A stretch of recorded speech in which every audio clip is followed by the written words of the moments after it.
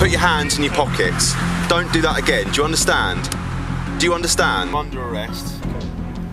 Possession of what I believe to be bullets. Stand up.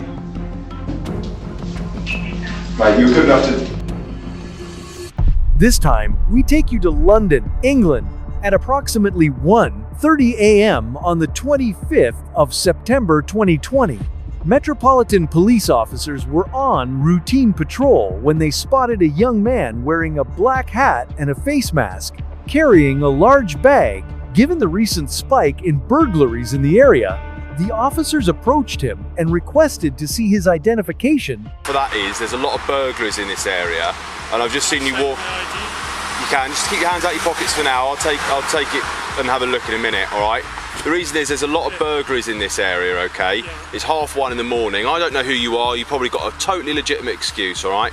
But at the moment you're walking down the road with a duffel bag. All right. Which I believe may have stuff going to equipped to do a burglary. All right. So I'm just going to search you. In this pocket, I've got my ID. Perfect. Okay, that's fine. Don't put your hands in your pockets. Hey, hello. Don't put your hands in your pockets. Okay. You okay? You're just going to be searched, mate. You're not under arrest. I just need to search you. You okay? All right. Just a bit nervous, yeah? My parents, please. Okay. Are they expecting you home? Okay, that's fine. All right. That's fine. You give me 2 seconds. You give me 2 seconds. Do you want me to hold that? It's alright. You're not in trouble. The young man suddenly became visibly anxious, and his hands began to tremble uncontrollably. You're not in trouble. So my colleagues just explained. He was just quick to search you, see if you've got anything, and then you're going to be gone. This is all being recorded on Bodycam. Okay? You're not in trouble. My colleagues just said a few of the grounds, and he was just quick to search you, and you're free to go. Okay. Try to do a copy of the slip. Okay? I'm going to confess. Okay. Yep. In that bag is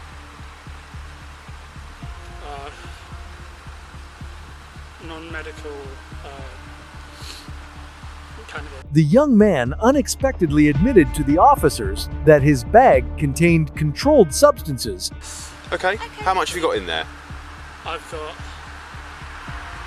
maybe 3 or so grams. Okay. All right. I'm still going to have to search you. All right. Yeah. So, just pass me your phone and your mask. Okay. All my concern is at the moment is if you've got anything on that's going to hurt me or you. Any needles, any razor blades, anything like that. Before being searched, the young man assured the officers that he was not carrying any weapons. Okay, fine. Because you just told me you've got drugs on you, I'm just going to have to put you in handcuffs while I search you. The reason... What's the matter? So the reason for that is people try and do silly things when we search them. They try and hurt themselves, they try and hurt police officers. Okay. All right? Can you take me into the car, please? Why? Don't resist. Listen to me very carefully. I know. Don't resist. Okay, we'll put you in the car, but put the handcuffs in first, yeah? Okay. Is it someone's watching us? Or? Maybe take the bag, please. Thank you. Why do you want us to sit you in the car? Just worried, please. Why? Why are you worried?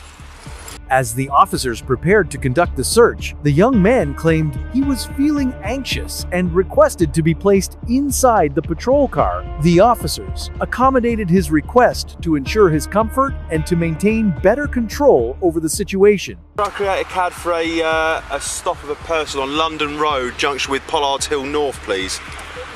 Don't put your hands in your pockets. Don't do that again. Do you understand? Do you understand? That's the 3rd time you've done that and I've told you not to. Next time, listen to me, next time you're going to be handcuffed to the back. Alright? 3 times I've asked you, you speak perfectly good English. Stop doing it. British officers are noticeably polite. Despite the suspect's repeated non-compliance with orders, they refrain from shouting or using profanity, choosing instead to issue calm and measured warnings.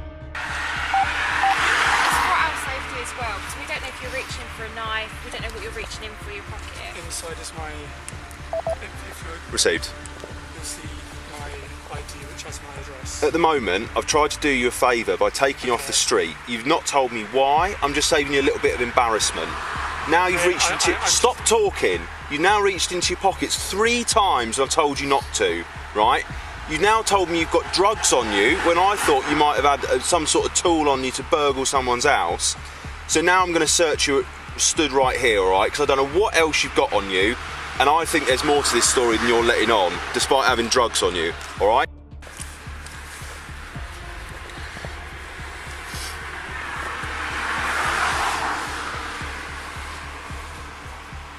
Okay, so I asked you earlier, I'm not too sure what the answer was. Have you got anything on you like sharp that can hurt me or you? While the female officer was reporting over the radio, the male officer discovered multiple rounds of ammunition on the young man's person. We might do some paperwork. Stop. How many canisters? Yeah. Canisters. Oh. And Right, at the moment, I'm Right. placing you under arrest for possession of what I believe to be bullets. Upon making the decision to place him under arrest, the officers proceeded with a thorough search. Could I have van and cell space for one male adult arrested for possession of what I believe to... Right, you've got South Scar back windmill. Just say receive for me. Yeah, so.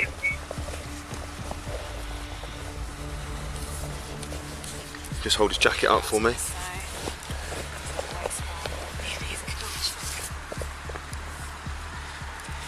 We'll change into handcuffs to rear. Yeah, definitely. Yeah. You got one pair of trousers on? I have a second pair of thermals. Right, okay.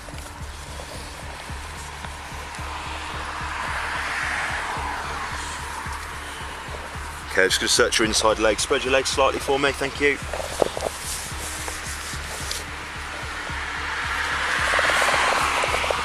Where'd you get the boots from?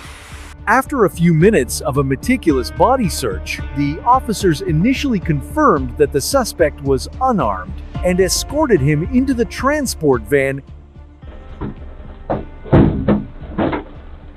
Mind your hands, darling, I'm going to close this door, alright?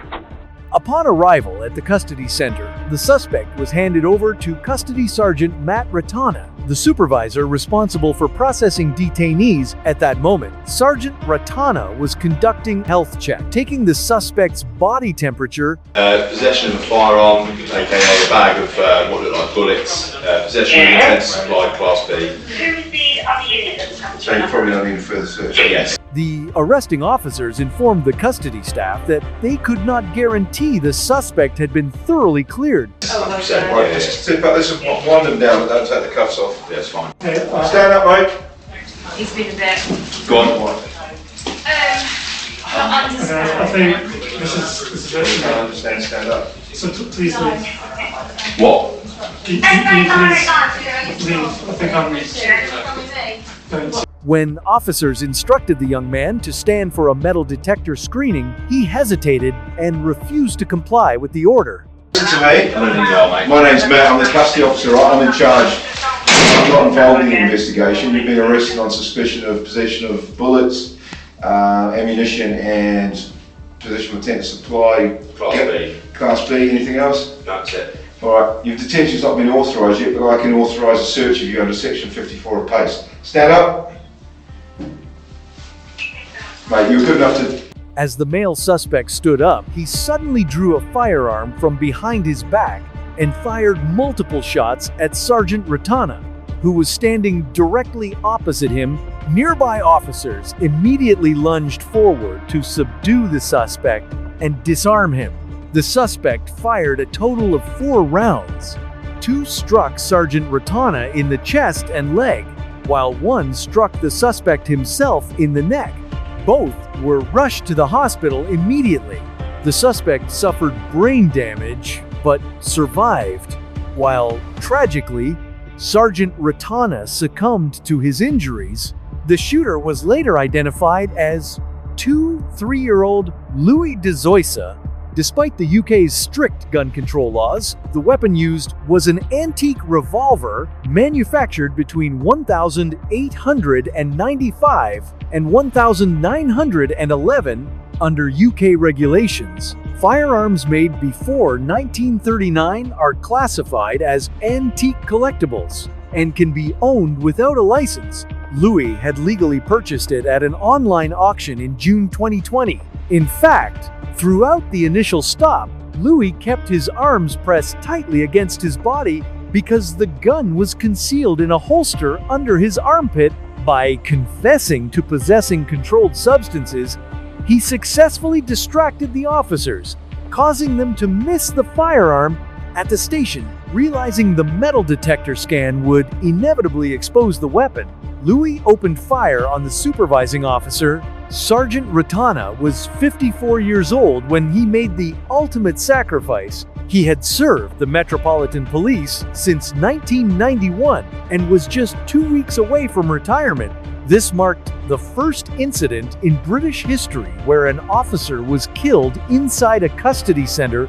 In court, Louis claimed that his history of autism and mental illness meant his mind was not fully in control during the shooting. While the court confirmed his long-standing autism diagnosis following extensive deliberations, the jury still found him guilty of murder. On sentencing day, the judge calmly and resolutely declared, "You said that you had an autistic meltdown. You said that you had diminished responsibility. The jury disagreed. The jury found you guilty of murder. The sentence for murder is set by law. It is life imprisonment. I have a great deal of medical evidence about your condition, and I have been given very great assistance from your lawyers. I have all the information that is necessary to pass sentence." The law requires the court to decide whether to set a minimum term order or a whole life order. I recognise the impact that your sentence will have on your family, but that is not a significant mitigating factor. The aggravating factors, in my judgment, outweigh the mitigating factors. The aggravating effect of your use of a gun and the planning and premeditation outweigh the mitigating effects of your personal mitigation, including the impact of custody. There is therefore no justification to depart from the starting point of a whole life order. That is what Parliament has decided should normally apply as a starting point to the murder of a police officer in the execution of their duty. The seriousness of the offence means that a minimum term order is not justified. A whole life order must be imposed. Louis de Zoysa, I sentence you to imprisonment for life. I impose a whole life order.